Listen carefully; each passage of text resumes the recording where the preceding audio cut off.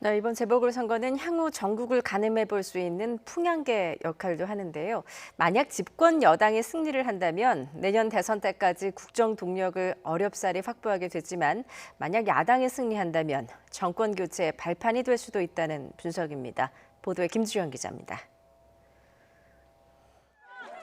거대 양당인 더불어민주당과 국민의힘이 이번 4.7 재보궐 서울 부산시장 선거의 결과에 따라 향후 행보에 큰 차이를 보일 것이라는 건 불보듯 뻔한 상황입니다.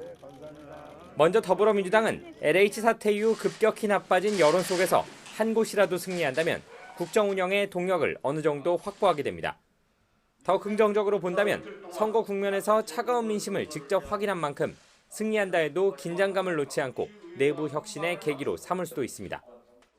서울시장, 부산시장이 중앙정부, 시의회, 집권 여당과 원팀이 되어서 일을 해야 코로나 방역도 잘하고 민생도 더욱 든든하게 챙길 수 있습니다. 하지만 두 곳 모두 완패한다면 국정 운영 동력을 잃게 되는 것은 물론 문재인 대통령의 레임덕이 본격적으로 시작될 가능성도 있습니다.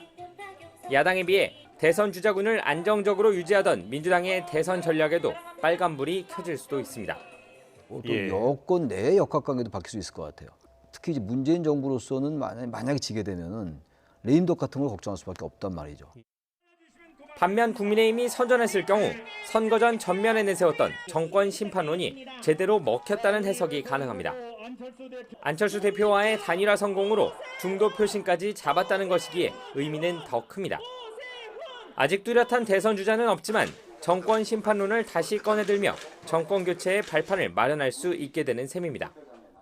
막무가내 정권, 오만불손 정권, 위선 정권을 국민의 힘으로 심판해 주실 것을 다시 한번 간곡히 부탁드립니다.